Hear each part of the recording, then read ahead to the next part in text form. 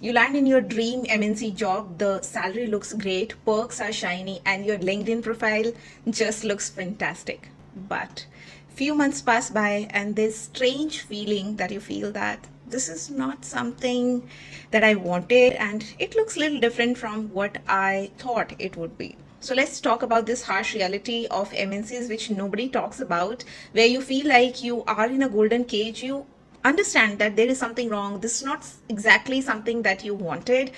But even if you want to break free, knowing all of that, you find yourself not capable of doing so. So in this video, we'll understand what this trap exactly is, and we will also discuss what you can possibly do if you already find yourself trapped in a job where the salary is great, but growth is zero.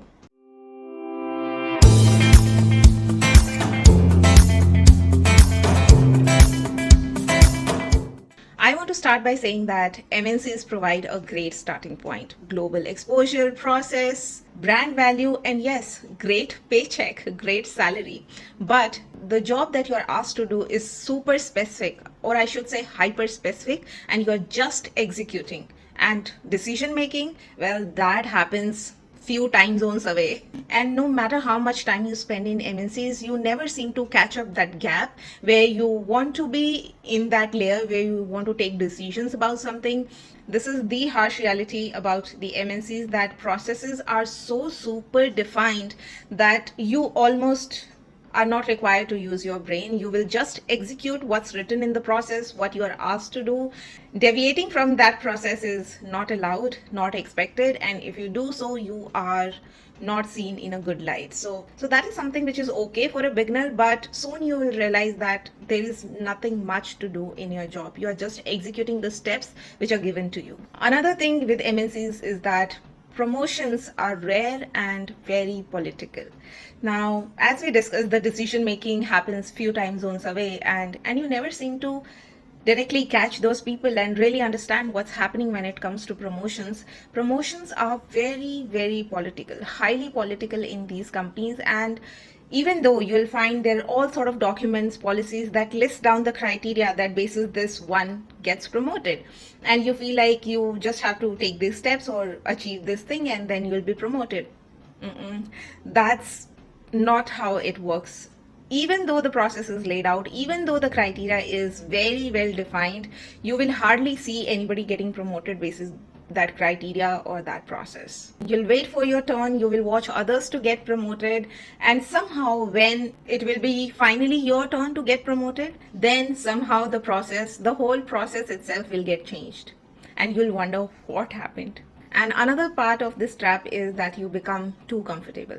Now, even though you realize all of this, you realize that you're not growing, you realize that the task is super specific, you will not be able to utilize this knowledge elsewhere, and you will get stuck within this company. Even though you realize all of this well in time, you'll not be able to take a decision to move out. Why? Because now you're comfortable with that big fat paycheck. The amount of the salary that gets credited to your account is way high, and if you go in the market and try to search for a job which you find meaningful, somehow the package, the salary the company is offering is not that much. So you get too comfortable with the paycheck and you feel like, okay, for time being it's okay, anyways I'm getting paid good, and this keeps you much longer in the job than you would otherwise be. Now that you stay that long in the company, even after realizing all the negatives, here is the silent cost that you're paying for doing so. Number one, and the biggest one, is that your skill stagnates. The tools, the processes, the softwares that you are using in your job are proprietary. And it's very unlikely that you'll find those tools, those softwares somewhere else to do the job. And then when you try to evaluate yourselves on the skills which are required in the market for that particular role, you'll realize that you haven't learned. You know nothing because you have worked only on the proprietary tools of that particular company, and you are not employable. people even after having so many years of experience, because though you are working in that field, though you are working on that job title, but the tools you are utilizing are highly specific to that particular company and are proprietary and can't be used elsewhere. So all the expertise that you have gained over the years is super specific. And even worse, you'll not be able to justify your worth for that much money when you go out in the market, because you do not know the popular tools, the generic tools which are used by many other companies, which are not so specific, which are generic, and that is a great cost that you're paying for staying in that company for too long. Now, the next cost that you're paying is that your confidence will take a hit, because in that company you're working on such a narrow role. It will be very difficult for you to go outside in the market and apply for a role or search for a job which has pretty good width of job responsibilities. Now, the irony is that the doubt you have on your skills is somehow true as well. Why? Because now you are associated with a big brand, you are earning that much salary, and you're working on some fancy title. Now, when you go out to search a job, people will have that kind of expectations from you. And when in interviews you are asked about super generic things and you're not able to answer, it can really hit your ego. And you might end up in a mind state where you feel that now you cannot get a good job anywhere else, and that will keep you stuck even longer. And also, you lose your negotiating power. Reason? The same reason that now your profile doesn't matches with the industry anymore, because you were working on hyper specific products, features, software, tools which cannot be applied anywhere else. Now let's discuss why all of this hits women even harder in MNCs. For all the well-known reasons, when a female gets a job in MNC and the job is that high paying, she's often told to be grateful to be even considered for that role, and she shouldn't think about other factors like growth and being employable in the industry, all of that stuff, and as a result they stay much longer than their male counterparts in such kind of jobs which offer high salary. By high salary, I mean that once you get the high salary and then you stay stagnant in it, it's not that it's exponentially increasing.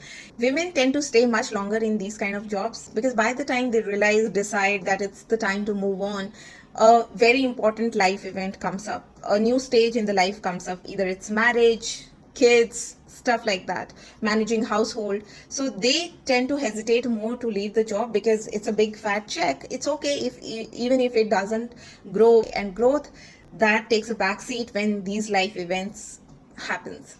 And another thing that happens with women is that, though it's true to men as well in MNC, is that they are praised about the stability. If they decide to stay back in the company for longer, they will be praised about stability, but they will be never groomed for leadership.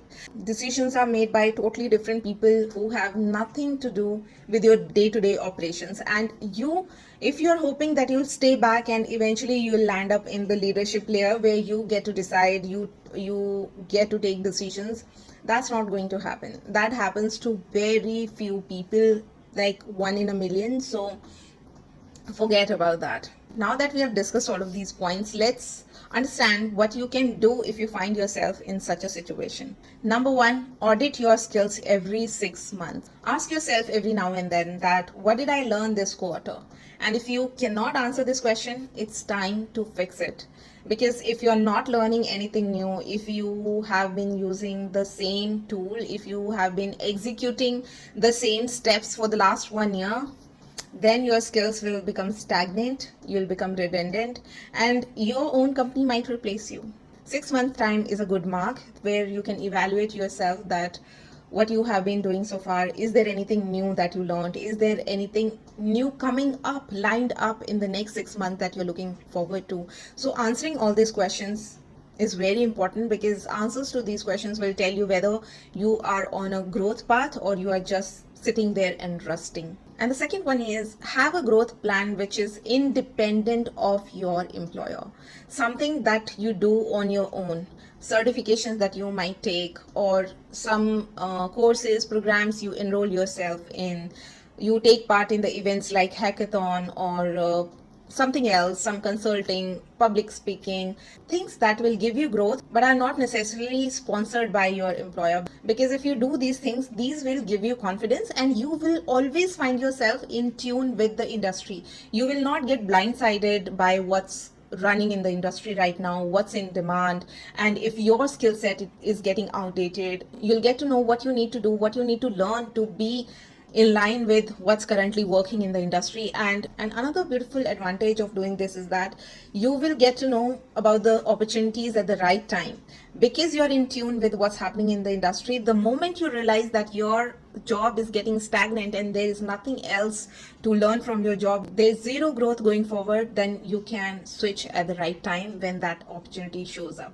But if you're blindsided and you do not know anything what's happening in the industry, you are just consumed within that hyper specific job, then even if you want to switch, you'll not find opportunities, because you have not done your homework when it was time. So make sure you work on a growth plan which is outside of your company, outside of your job. Third thing that you must do is network outside of your company. 80% of the jobs come from people, not from job boards. So if you're well connected and you know people in the industry, again, you can switch at the right time. The moment you feel that you hit a ceiling of growth, you can take a seamless exit. Next thing that you must do is negotiate for more than money. Now, you got the money when you join these big MNCs, which pay really, really good.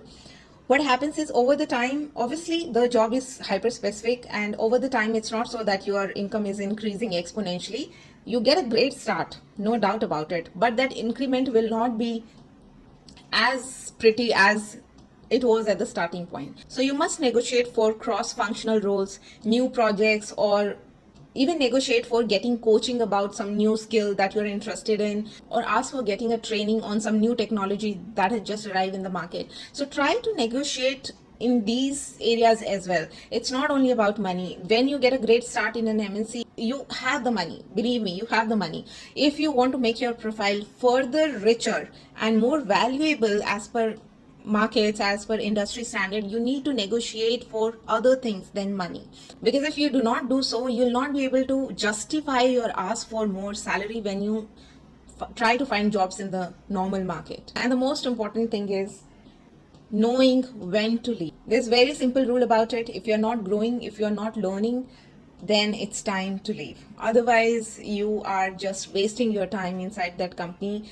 If you think that you have been working on a project with the same set of steps, tools, software, and you have been working for around 10 years in that project, and you say that you have 10 years of experience, that's not valid. Actually, you just have 1 year of experience and you just repeated the same thing for the past 9 years, and that doesn't count, my friend. What counts is your versatility. What counts is how many different projects you have done, how many different ways of working you know, how many different approaches you can take to solve a problem. So if you say you have 10 years of experience, you must have a bag mix of all possible skills that one is expected to have in 10 years. If someone tells you that I've been reading books from last 5 months, and if you ask them and you question them, then you figure out that the person has been reading the same chapter for the last 5 months. So does it equate to a person who is actually reading different books for the last 5 months? It doesn't. So same is applicable for the skills and for the projects as well. Make your profile rich by working on different projects, learning different skills, and grooming yourself with many other soft skills, people skills, leadership skills. That will make your profile more richer, and you will get much more value for your skills when you go out in the market to search for a job. Otherwise, it will be very difficult for you to get a job which at least pays the same that you're getting in your boring job. So now what's the conclusion? The conclusion is that MNCs aren't bad.